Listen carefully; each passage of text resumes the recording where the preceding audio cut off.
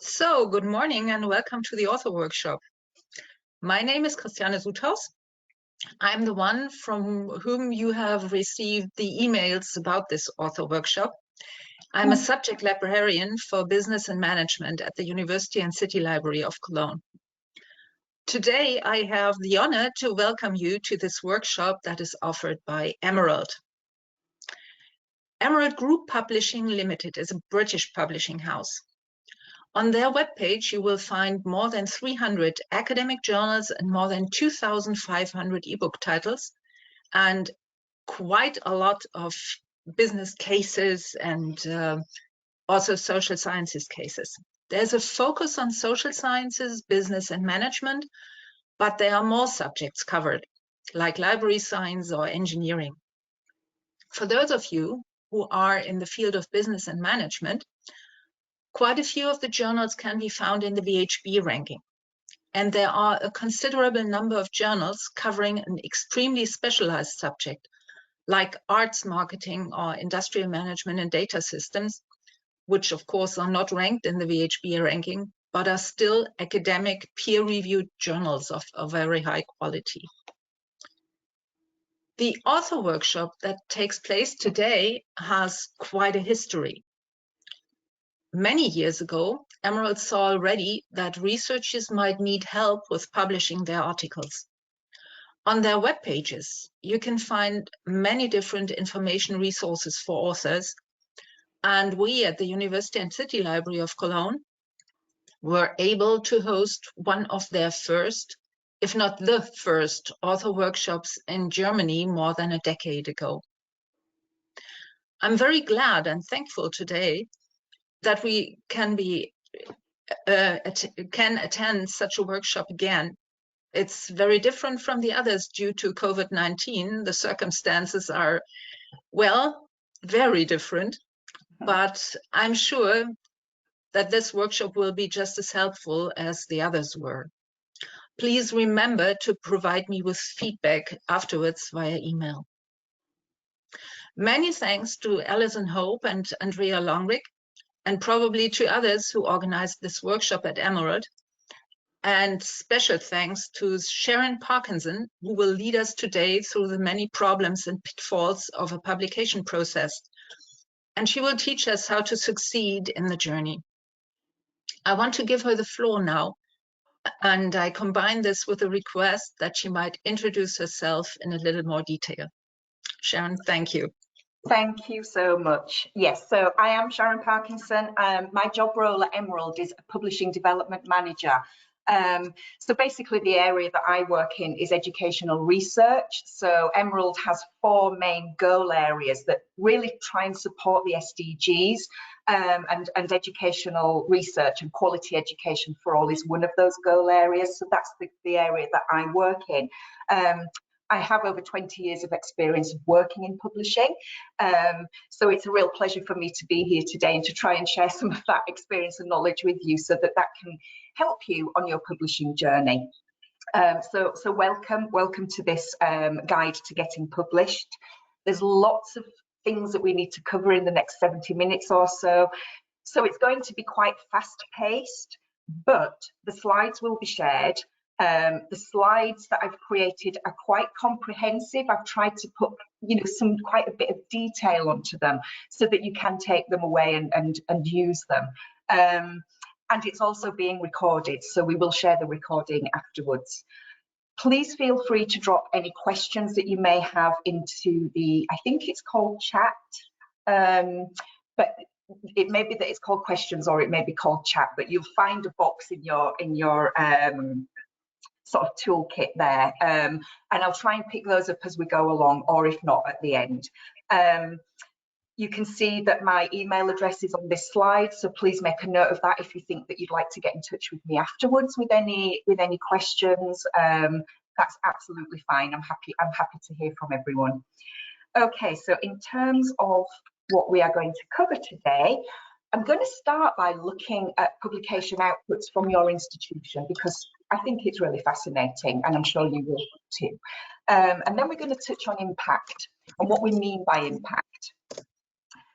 And then we're going to get into the real sort of nuts and bolts of being published. So the different routes to publication, writing your research, publishing in a journal, the peer review process, some publishing ethics, and then we're going to have a look at open research. So what I'm going to be talking about and the things I'm going to be sharing are very much publisher agnostic. So, so the hints and the tips that I'm going to be sharing will apply to pretty much all publishing houses that you know you may choose to publish with. Okay, so I know that you've already heard a little bit about Emerald, just a little recap. So yeah, we were founded over 50 years ago by a group of academics at the University of Bradford School of Management. And we now have offices around the world. We have over 350 journals, over 3,000 books, 2,000 teaching cases, all predominantly in the social sciences field, but some engineering and other areas. And we also publish, we have over 20,000 expert briefings. We're really committed to open research and to offering flexible publishing routes for our authors. And we offer open access routes through all of our journals and books. And in 2019, we launched what's called Emerald Open Research, which is a publishing platform that offers authors a fully open option. So that means open peer review as well, and open data policies. We're really passionate about real world impact, and we are a signatory of DORA, which is kind of a natural extension of our commitment to driving positive change. And a core thrust of DORA is that journal-based metrics are often misused and are ill-applied in research and in researcher evaluation. We believe that research that has real-world impact goes beyond just citations. It's about what makes a difference. So we launched an impact manifesto, and we offer resources and toolkits actually to help researchers tell the full story of their work. And you can check that out actually on our website. So we're going to now look at your institution and the research outputs over the past 50 years. Okay. So I use a tool called Dimensions, and the web address is actually at the top of this slide because there is a free layer of Dimensions. We subscribe so we can sort of drill in a little bit deeper, but there is a free layer of Dimensions that anybody can access, and it is really interesting. So this graph actually shows all publication outputs from the university for the past 50 years. And we can see that there's been almost 70,000. The vast majority of these are journal articles, so that's around 60,000 are journal articles, but it also includes book chapters, monographs, preprints and proceedings. So you can see that it's been good steady growth, and particularly in 2019 and 2020 there was a sharp increase in output. This is the top 10. This table shows the top 10 research categories, and you can see that it's very science focused, with the top 3 which are medical, clinical and biological sciences actually making up more than half of the research output over this 50-year time frame. This slide shows how in the past few years, so specifically since 2016, the publishing outputs from the university have started to become mostly open access. So the blue line sort of at the top is open access, and the green line just below it is traditional paywalled outputs. So you can see that in 2016, outputs overtook, so open access outputs overtook traditional paywalled, which I think is quite a common picture actually, but I think for your institution, it's slightly more accelerated. It's happening at a little bit of a quicker pace since 2016. And I think that's a really good sign. I think that's a sign of a really progressive institution. And then just a little bit about the university and Emerald. So we have 101 authors at your institution. We have 6 reviewers based there. We have 2 editorial advisory board members. And in 2021, which is obviously the last complete year of records, your institution downloaded over 40,000 articles or chapters. You have access to all the Emerald journals plus archives. And you also have access to the 2 case studies that we publish. Sorry, case study journals, not just 2 case studies. And you also have access to the business management and economics books that go up to 2019. Okay, so moving on to impact. I think it's really important that we do touch on the rising importance of impact. We're seeing more and more importance being placed on research impact, and many universities are also, placing this front and centre. And I know that your institution have run sessions and workshops on creating and measuring research impact, and it's also embedded into the university's strategic plan. So it's clearly on your agenda at your institution. So while impactful research is not a prerequisite of actually being published, publishers are starting to really try and draw out the implications for practice and or policy in everything that they publish, and they're keen to attract submissions from researchers who are able to demonstrate how impact has been sort of baked in to the projects. Looking at the various definitions of what we actually mean by research impact, there are a few variations, but they ultimately come together and coalesce as being the provable change or benefit of research in the real world. So that is the effects of the research which are being felt beyond the academic walls. I think it's useful to kind of think of in terms of plus and minus. It's just, it's just one useful way of looking at impact. So for instance, you can have on the minus side, reduced, less and lower. So for instance, reduced waste, less risk, lower cost, or improved efficiency, more engagement, faster access, and so on. Obviously, these words are not fixed and they're completely interchangeable, but it's just a useful little tool, I think, to help think about how impact might actually look.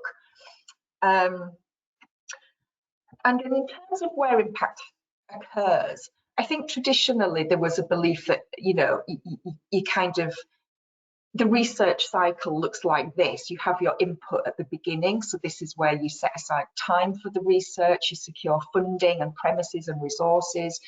Then you move on to the actual activity itself. And from that activity, there will be a number of outputs. Now, the outputs can actually happen, throughout the course of the research, and there may be a number of different outputs.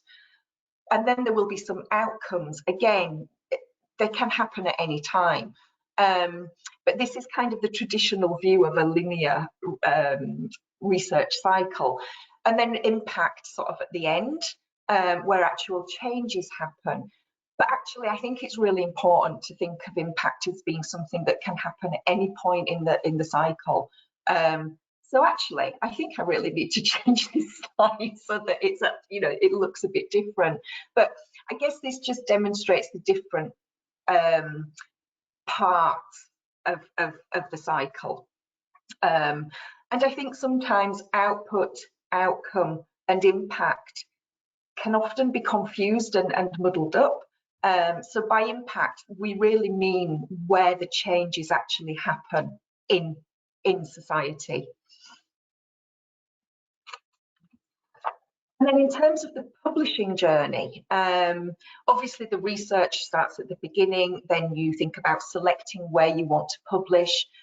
You can do that either before or after you've started writing. It's more useful to think about where you want to publish before you start writing, because then you can kind of really tailor the piece to the requirements of that publication. And then you submit. usually your work will go through peer review, and we'll break all this down a little further on. And then your work is published and disseminated. And then hopefully it will help with that impact journey. And depending on where you publish and what you publish, that can really help with the knowledge translation and help with that impact journey. Okay. So it's useful, as I mentioned, to sort of think about impact, to bake it in at the beginning. So when you frame the problem, for instance, you can imagine that at two levels. You can have the overall problem, so the social, economical, or environmental problem that you're wanting to align your work to. So it could be something, for example, like high rates of teenage pregnancy, or poor diagnosis of a specific health condition, or high levels of food wastage. And then sort of break down to a very specific part of the problem that you're focused on, which could be, you know, if you're looking at the higher level of high teenage pregnancy rates, it could be poor use of contraception. If it's poor diagnosis of specific health conditions, the broken down problem could be low technical quality of diagnostic tools. So essentially, from a piece of research, you could carve out many different publication opportunities depending on the particular angle and focus of the bigger problem. Another thing to think about when you frame the impact is you know, what it is you're hoping to achieve, and this will help you to identify who is going to benefit from the research and who you may want to actually involve in the research. We talk a lot about co-production and, you know, and co-creation. So who are the other stakeholders? Who are the beneficiaries? And should the beneficiaries even actually be involved from the outset with the research? So these are just things to think about. And this slide, I think, is quite useful because what it does is it says that impact isn't these things, because I think often these things here, like dissemination or talking at a conference or getting citations or doing a report, some people I think consider that to be impact, but actually it's not impact. Impact is when the change actually happens and there is some benefit or change in society, in the economy, or wherever it may be. Okay, do we have any questions, Andrea, at this point? No, there's none at the moment. That's great. I'll just keep checking in, and that way we kind of try and keep on top of them. Okay, so we're now going to look at routes to publication. This slide shows some of the venues or outlets that your work may be published in. And obviously there at the beginning, journals, books, they're the most common and the most traditional outlets. It's worth noting that open access is becoming more important, and many of these traditional outlets, like the journals and the books, are now offering an open access option. So, you know, you need to consider what's right for you. Are you mandated in any ways, or an expectation that you will have to publish your work open access, which is fine because most journals and book publishers are offering that track, that option. It's also worth noting, though, that there are lots of non-traditional outputs for you to consider that will really complement or supplement your other research outputs. So think about things like blogs, podcasts, videos, infographics. If your work is particularly topical or maybe newsworthy, then publishers will often be happy to work with you to host that kind of additional content to support your research. So lots of possible outputs, but for the purposes of this session, we are going to be focusing just on journals publishing. Okay, so I'm going to just throw a little question out here for you just to think about for a few seconds. And the question is, how many journals, so how many scholarly peer-reviewed journals are there in the world? And I'm sure that you have numbers coming into your mind now. Well, the answer is that no one knows the exact definite number, but the University World News Report suggests that, from various sources, there are around 30,000. So that's 30,000 scholarly journals in the world. That's a lot. That's a lot of journals. So you can see why choosing the right journal can be a problem. So to choose the right journal is to make a really good investment decision, because a good choice can really enhance the impact of your work and your own reputation. So these are the factors to consider. So the readership, think about who it is that you're trying to, oops, I don't know what happened there, who it is that you're trying to reach. So think, you can find this out actually from the publisher. If it's not on their webpage, you can actually ask the publisher who actually reads the journal, kind of have a bit of an idea for who it is that potentially you could be getting in front of. Think about societies, think about internationality. Is it an international journal or is it a regional journal? What are the rejection and acceptance rates? So what are your chances of acceptance? What is the circulation? How well read are the articles typically in the journal? And what's the time from submission to publication? Because time could be a factor or a consideration. Think about if your institution has a list of approved journals, and also think about what type of paper you want to write, because not all journals publish every type of journal. Some journals publish just research articles, whereas other journals publish case studies or frameworks or all kinds of different outputs. So find out if you have a particular type of article, you may need to find out if that journal will publish it in the first place. Do you have an open access mandate?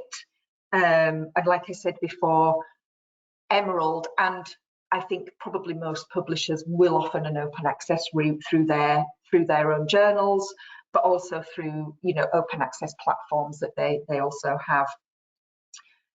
Quality, obviously measuring quality is a really important factor. So our ranking is important to you. Obviously the Web of Science is the most well-known ranking, but others do exist. And if rankings are important, you might want to learn about the impact factor of that journal, or maybe if it has a Scopus site score or a H-index or Google, look on Google Scholar. And also think about peer perception, how is the journal viewed in your community? These are all factors that will potentially influence your choice of where to publish.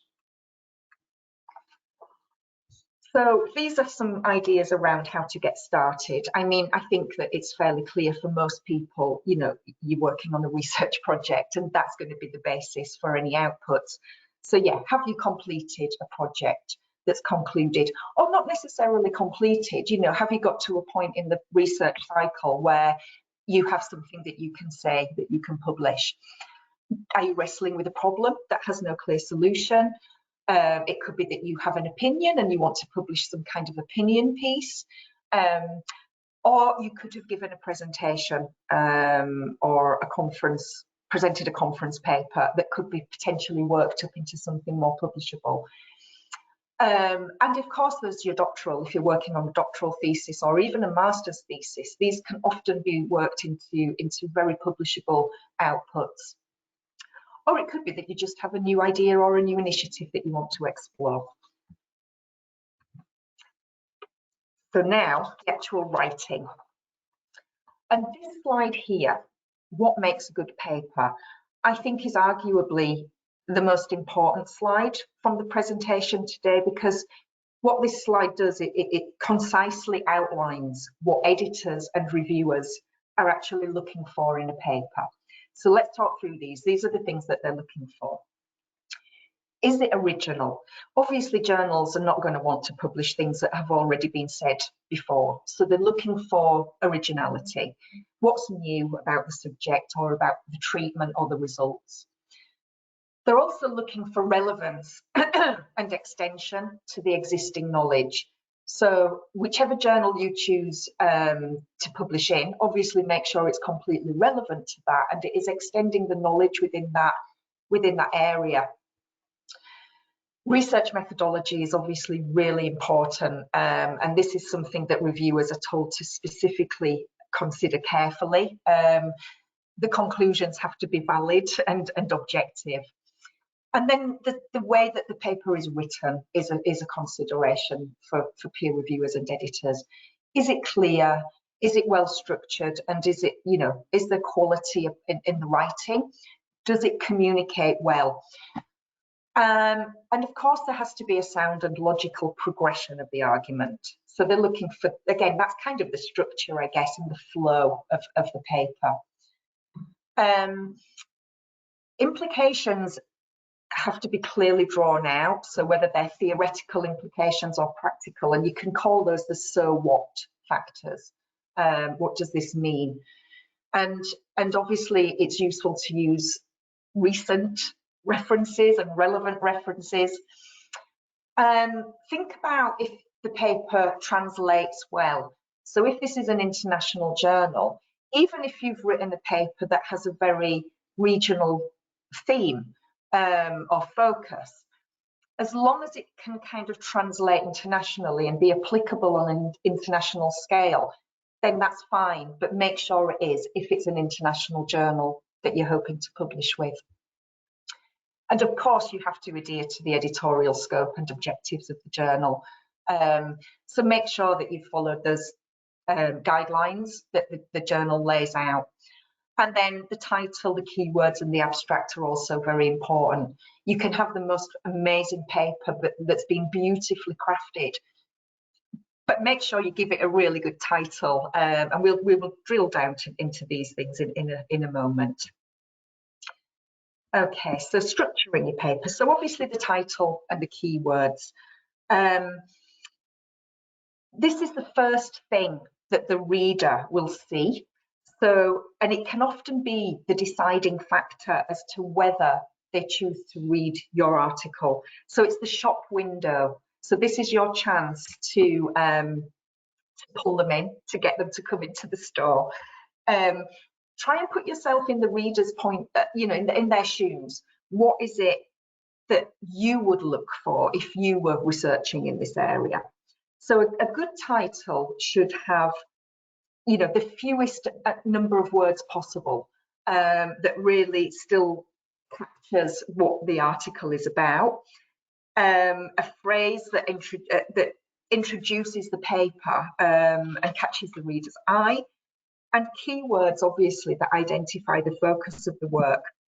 So when you're coming to look at the keywords, use those keywords yourself. Do a Google search using those keywords, or go into a database and use those keywords and see what kind of results you get back. And that will help you to decide whether you've picked the right keywords, because you don't want to miss an opportunity. You don't want to lose potential readers because the keywords are not correct. Obviously, don't use jargon. Try and keep the English or the language, whatever it is you're using, but the words that you choose, try and keep them as simple as possible. And repeat key phrases and key words, because that will help with the visibility and surfacing the paper. In terms of the introduction, these are the kinds of things that you need to be addressing in that section. So obviously really clearly outlining what the problem is, acknowledging whether there are any existing solutions already, and also saying, specifying which one is, sorry, but this keeps moving on without me pressing anything, so I have to keep skipping back. Yeah, which one of those is best, or why are they not satisfactory? What are their limitations? And what it is that you hope to achieve with the research. The methodology obviously is really important, because if the methodology is wrong, then essentially, you know, the research is flawed. So it's what you're going to be judged on largely. So indicate what the main methods used were and demonstrate why those were the best methods, why they're robust and appropriate to the objectives. Obviously focus on telling the main story, and state the main stages of the research, so the methods used, the influences that determined your approach, why you chose particular samples, and so on. And you can use appendices. Obviously, every journal will have word limits, but if a section is getting too long, then you can always use appendices to supplement the information. The results, obviously, I'll just talk through this. As with everything, just focus on what is essential, the main facts, and those with perhaps wider significance that may require more research, or but don't go into great detail on every statistic in your results. You have to be very focused on what it is that you're wanting to deliver in this paper. Obviously outline the really significant facts that emerge, and again, you can always use appendices for any additional detail that you think needs to be included in the paper. And then the discussion part. I mean, these are headings that, you know, are not written in tablets of stone. Every research output will have different headings. Some journals may be quite prescriptive, and this is why it's important to look at their guidelines, because they may want you to present the work in a very specific way. I'm just kind of putting these under very broad headings, but these are not the headings that you would need to use to be published. But they're just the kind of main components of a research output. So the discussion part, or the analysis, or, you know, whatever you want to call it, here you need to be able to provide interpretation for each of the results that you're presented. And then state whether the results are actually in line with what other investigators have found, or if they're different, or if there's any surprises, and why that's a surprise, why they're different. Also outline what the limitations are here, and make sure that any discussion or analysis leads through logically to your conclusion. Things to avoid, obviously you don't want to be making statements here that go beyond what your data or your results can actually support. And obviously you want to keep your language consistent, so try to avoid introducing any new terms or ideas that are not core to the paper. And then in the conclusion, a few do's and don'ts. You know, do you provide interpretation for each of your results? Sorry, I'm on the wrong bit. Yeah, do present global and specific conclusions. Do indicate uses and extensions. Obviously, make sure that you've answered the original question right at the beginning in the introduction. Again, state the limitations and then draw out the implications for further research. Try to avoid summarizing the paper, because that is the job of the abstract. The abstract is all about a complete overview and summary of the paper in its entirety. The conclusion is about the conclusion, so try and avoid making it an abstract.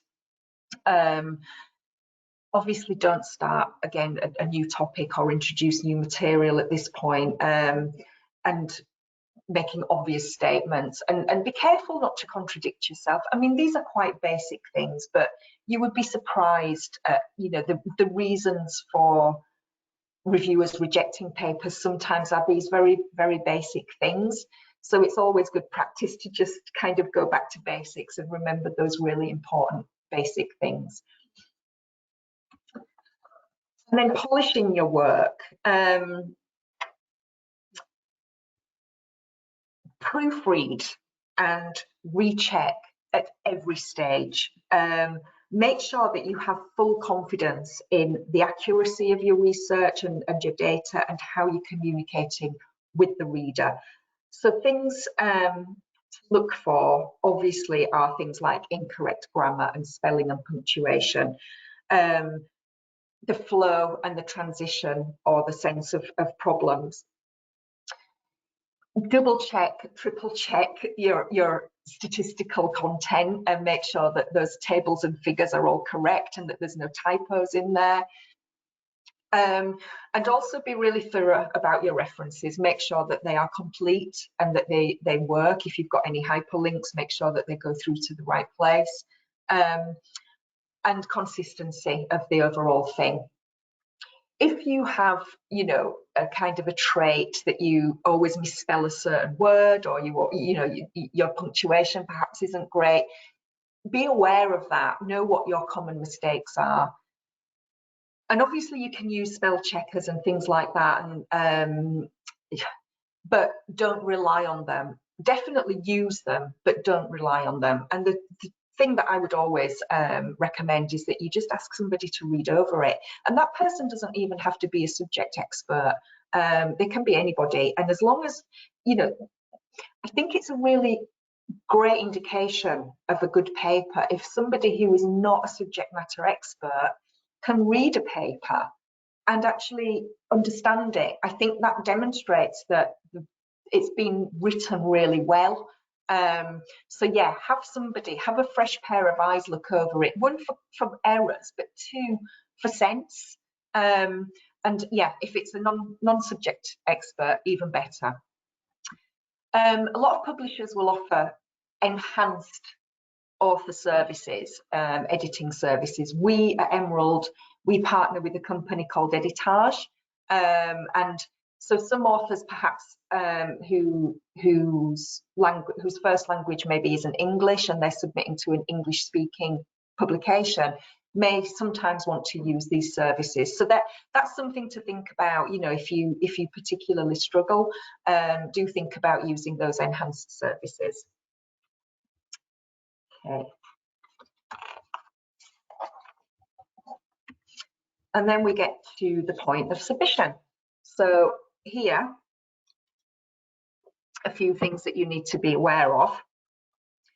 Obviously, make sure that you've chosen the right journal, that you've done all the original initial checks, that you're going to be going to the right audience, that you've followed their guidelines. Sorry about this, it keeps jumping. Make sure that your paper fits with the aims and the scope, and that you've consulted the author guidelines. Every journal has author guidelines, and they are all different. So it is really important that before you submit to that journal that you've consulted those guidelines, just to make sure that you've done things the way they need to be done, whether that's the format, the references, the method of submission. A lot of publishers now use online submission platforms. So you need to kind of, understand which one to use and set up an account and so on. And also things like data guidelines, because there are some publications that will require you to make the supporting data available too. So just be really clear on what it is that you need to be doing at the point of submission. And all of that information can be accessed on the journal homepage.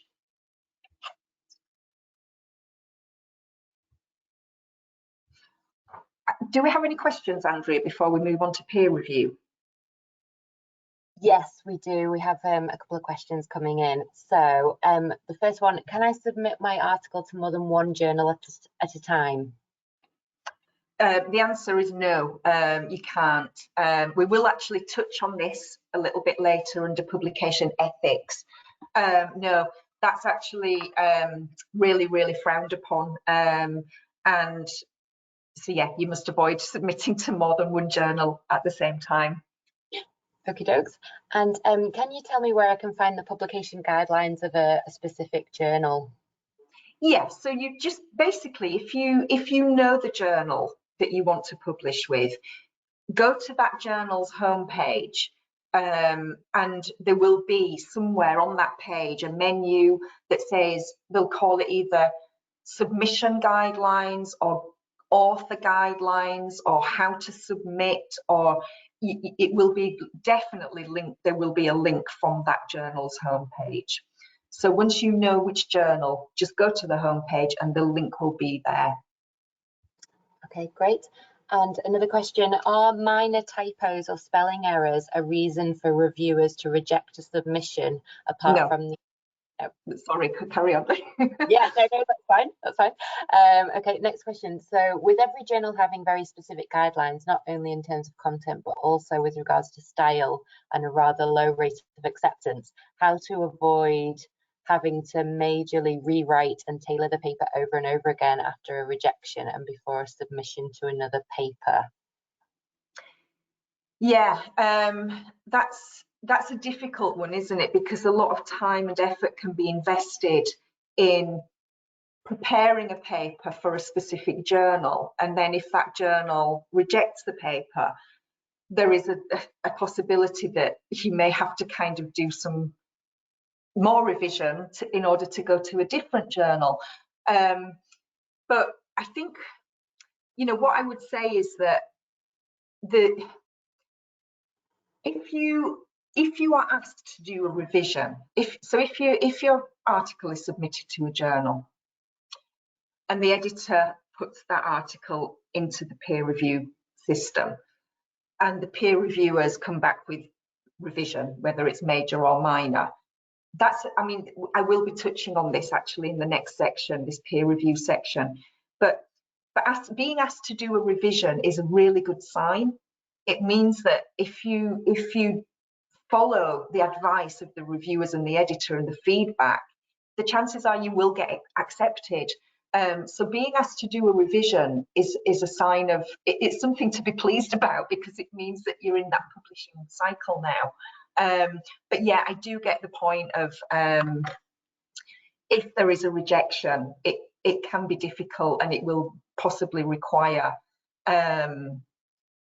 some significant changes to go to another journal. But you know, what I would recommend is that you can always get advice.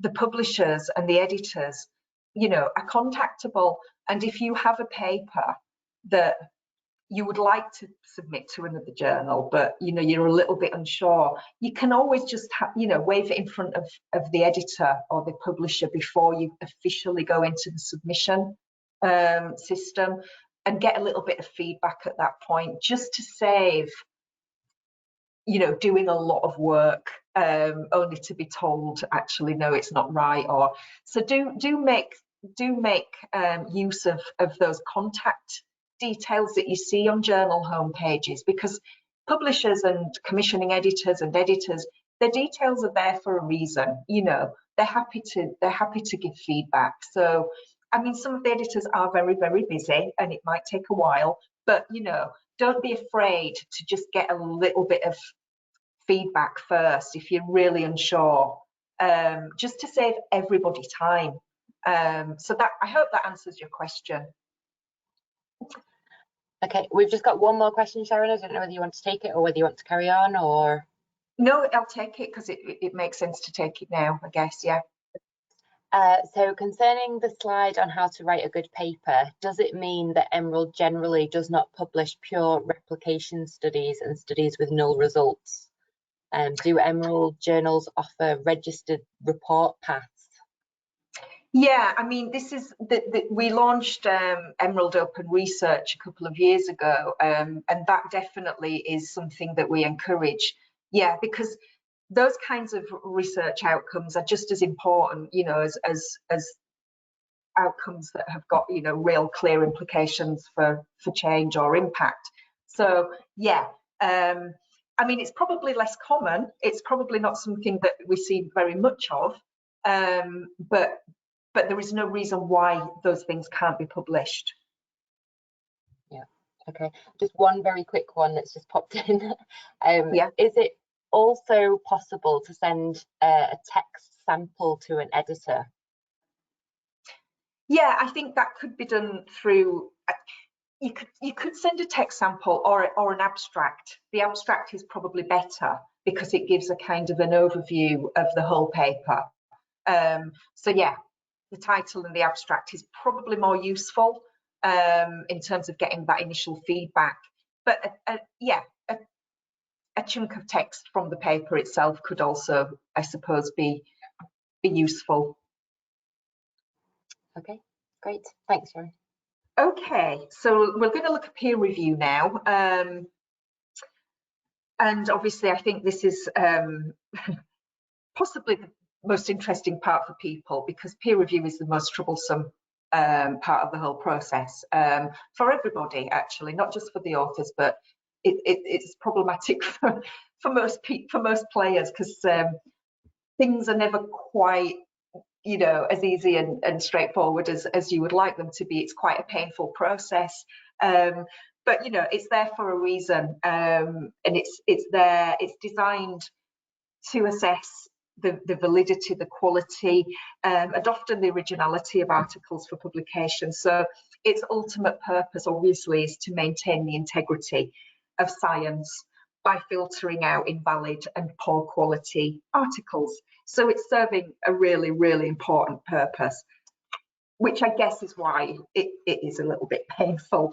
Okay, so there are different types of peer review, and I do apologise if I'm, you know, preaching to the choir here. I'm sure that most of you will already know what the different types of peer review are, but I will go over it just because I think it's useful in case you don't know.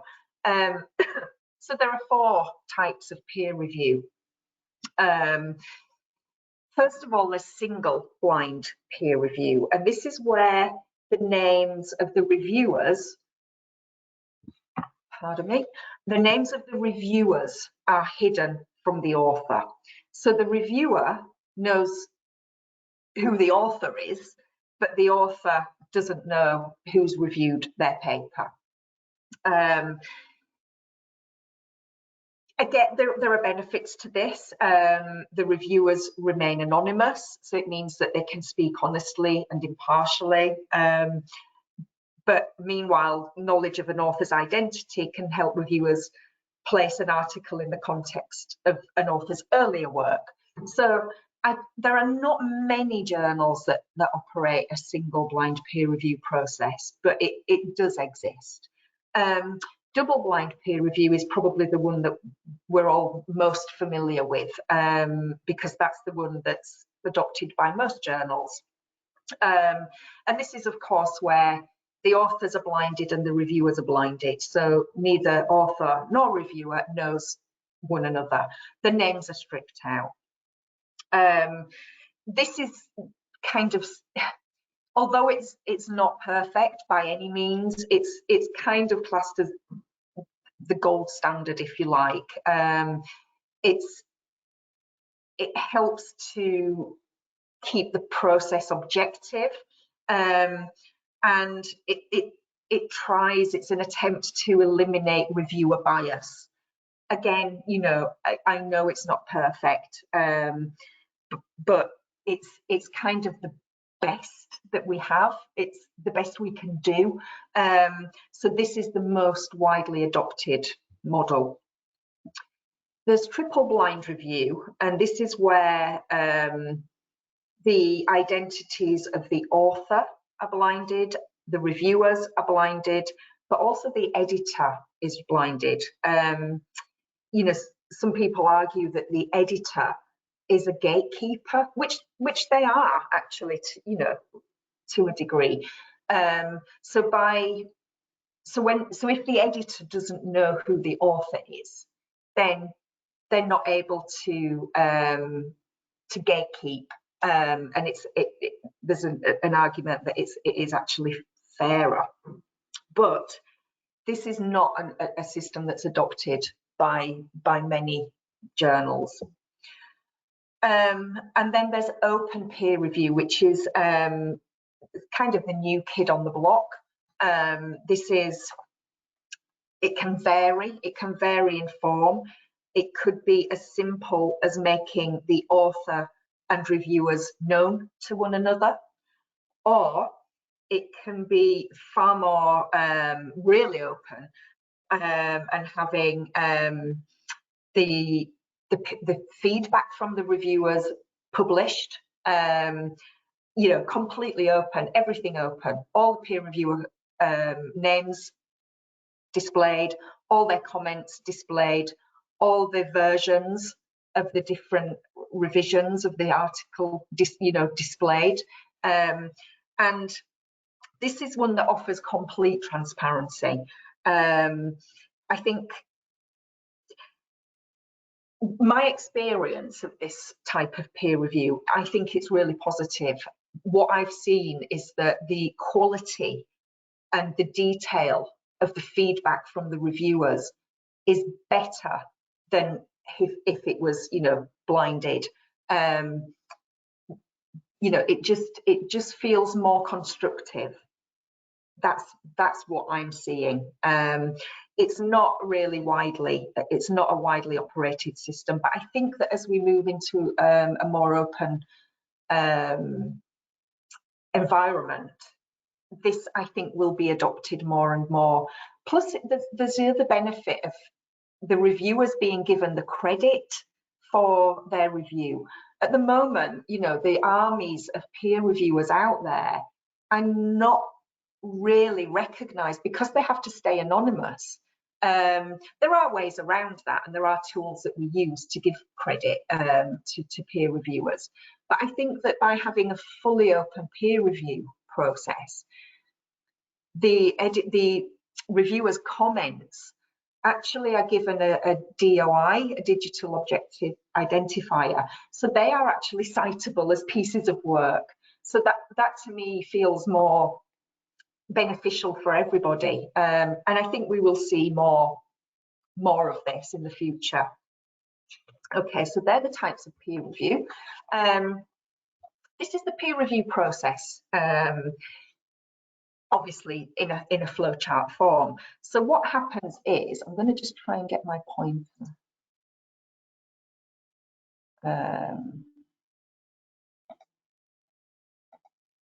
So hopefully you can see, oh goodness. Right, so here at the point of submission, the editor, because the editor, as we said, is kind of the gatekeeper, they're the ones that make the initial decisions around whether or not an article goes through to peer review or whether it is desk rejected. So at this point here, the editor could reject, and that's called a desk reject. And usually that's done because the article does not fit the remit of the journal. It's out of editorial scope. That is the most common reason for rejection. But if the, sorry, I'm just going to have to,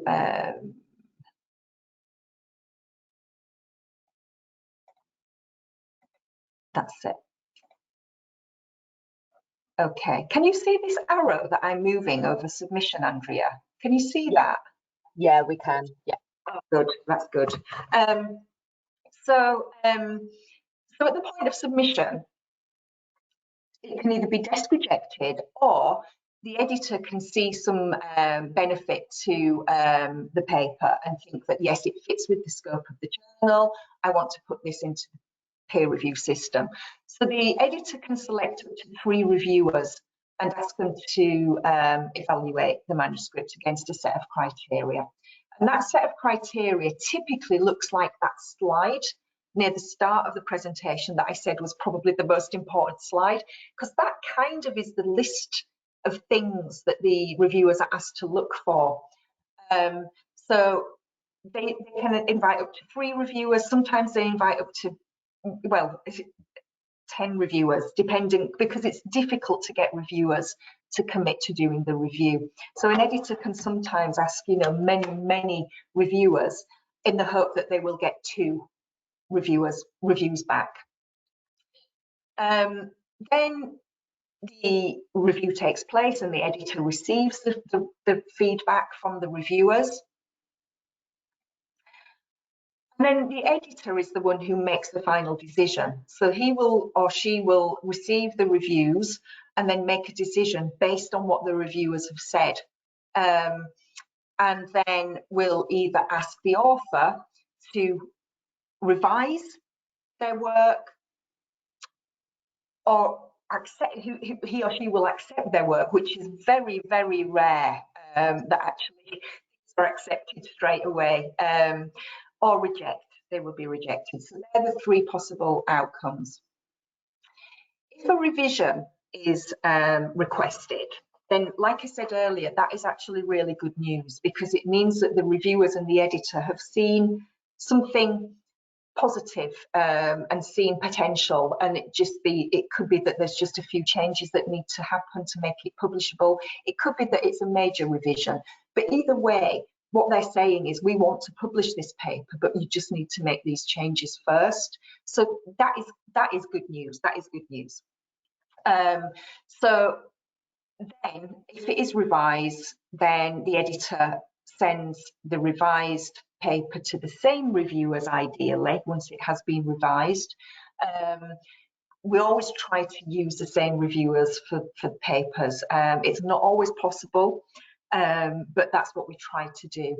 And then so round it goes, you know. So the author will then make the revisions and resubmit and so on, to the point where it is accepted or rejected. You know, it could be that it's ultimately rejected, but usually once you've been asked to do a revision, it will result in an acceptance.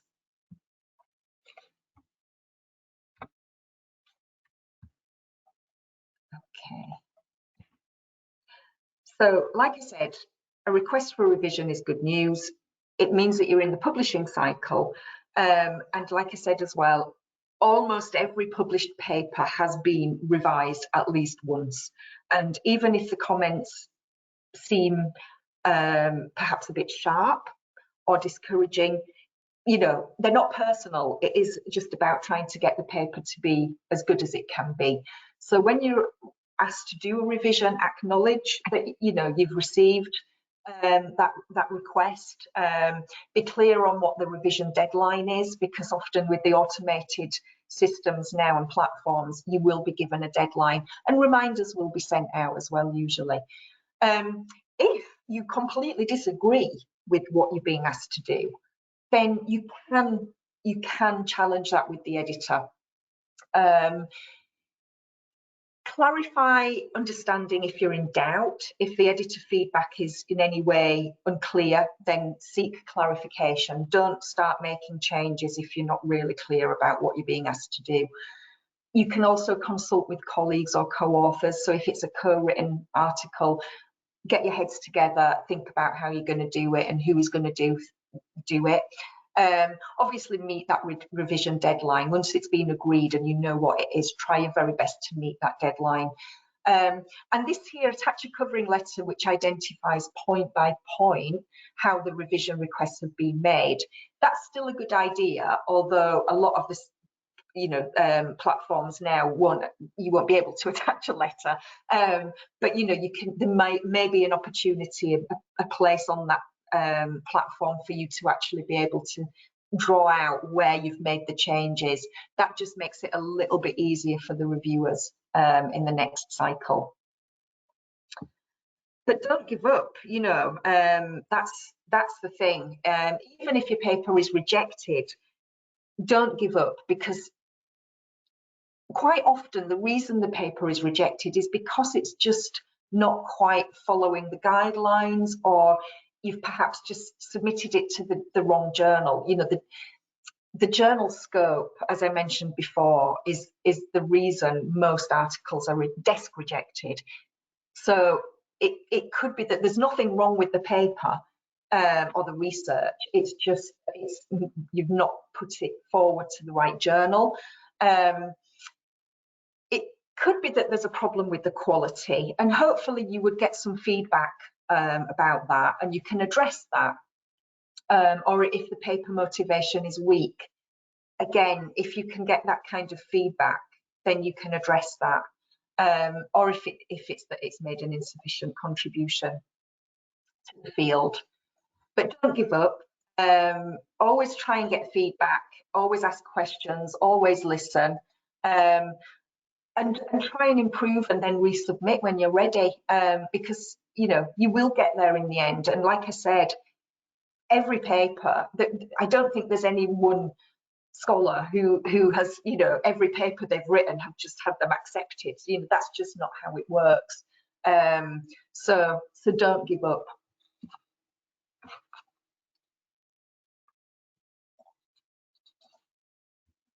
Okay, so once you do get to the point of acceptance, that's when obviously the publishers do, well, we start to publish it. And that includes doing things like making sure that all the editorial checks have been done and that there's been improvements where the improvements can be made. So around proofreading, obviously there's the peer review process. Then we typeset and tag the work to ensure that it's searchable and discoverable. We deal with aggregators, with abstracting and indexing services to make sure that your work again is more discoverable, or that it's ranked. The journals that we work on are ranked. And we then obviously disseminate and promote your work through various marketing campaigns and brand campaigns. We invest in the technology that makes your research easy to find and to read. And then we work with organisations like Portico and Locks and Clocks to ensure that your work is preserved through an archive, so that even if anything happens to the publishers, at least that the work is always preserved, and other things too, lots more. So that's kind of what the publishers do once the paper is accepted. Do we have any questions, Andrea? Yes, we do have a couple of questions. So how can one go about getting more reviewing duties? How can one become a reviewer for a particular journal at Emerald? Yeah, that's a really good question, and one that is music to any publisher's ear, because you know we're always looking for reviewers. So if you had a particular journal in mind, then you can just get in touch with either the editor or the commissioning editor, anybody that works on that journal, and you will find those names on the journal homepage. You know, the editorial team and the publishing team. So just get in touch with any of those people and say, I'd like to be a reviewer, and then they'll just talk you through what needs to happen. So yeah. Great. And another question. So can I hand in a reworked paper to the same journal? Is there any time boundary in order to do so? There's no time boundaries, there's no time limits on any of these things. So if you've had a paper rejected, you can rework it and resubmit it, that's fine. But obviously it would have to be substantially different, otherwise you're just going to face the same problems. But no, there are no time limits on anything like that, and you can resubmit. The only thing is that you wouldn't want to be submitting to the same to multiple journals at the same time. Okay, great. That's all the questions at the moment. Oh, perfect. All right then, so just a quick look at publishing ethics. I'm sure everybody in the group today is completely ethical in your publishing practices, but you know, it's always good to just cover these things. So plagiarism and copyright. Well, the word plagiarism actually is based on the Latin word plagium, which means a kidnapping, which I really like that little fact. So obviously plagiarism is a massive no-no, and it's worth pointing out that well, most publishers use plagiarism detection software, so plagiarism will be detected if it's happening, and also the peer reviewers that's another kind of safety net, and often they can pick things up that look a bit wrong.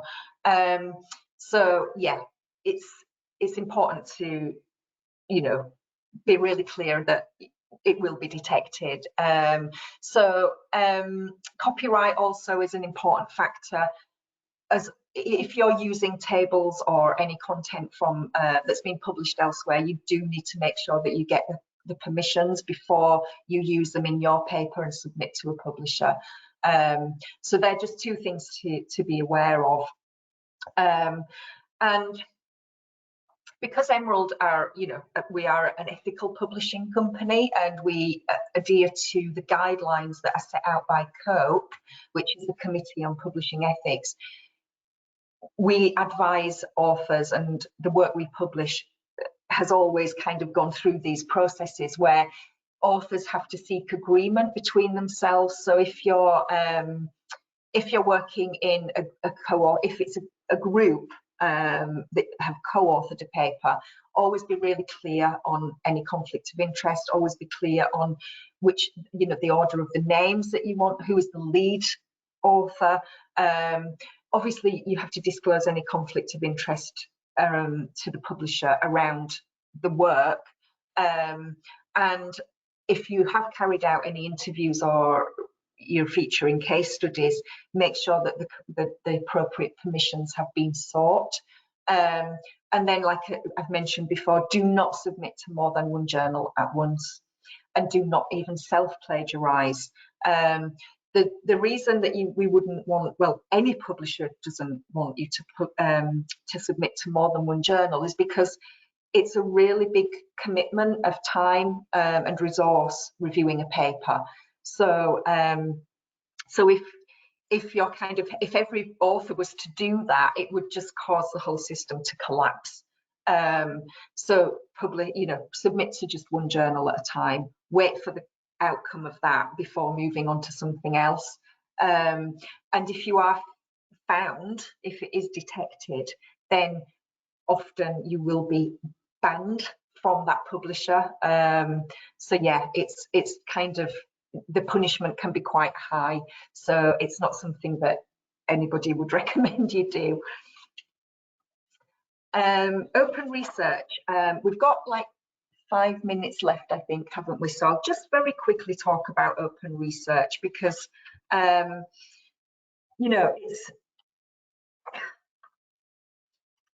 it's something that is becoming, I think, really important now, and it's gaining lots and lots of traction.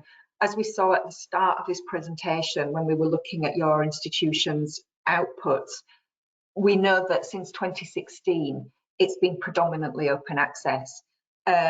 So just to make the kind of distinction between what is open access and what is open research.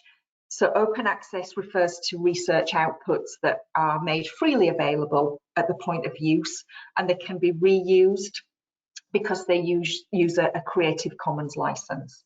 Open research, or open science, as it's actually probably more commonly known, is the practice of making research and all supporting data also freely available with permission for reuse. There are a number of benefits to both open access and open research. Obviously, it can increase the visibility and the reach of your work. Usage can be increased. Practitioners and policymakers can get access to your work, and that's where we can hopefully then start to see some real world change and benefits, some real impact. It's compliance. It's about compliance with funding bodies. And it means that the research can be built on by others. It's just more open and collaborative. Emerald obviously are, advocates of open, and we make as many routes open as we can for our authors to meet their needs. So all our journals and books offer open access routes. And we also launched Emerald Open Research a few years ago, which I mentioned is our fully open platform where we have open peer review. Obviously all data, notes and data, supporting data has to be available also. So yeah, if you wanted to check that out, you can go to Emerald Open Research and obviously access everything that we've published on there, because it is a free open platform.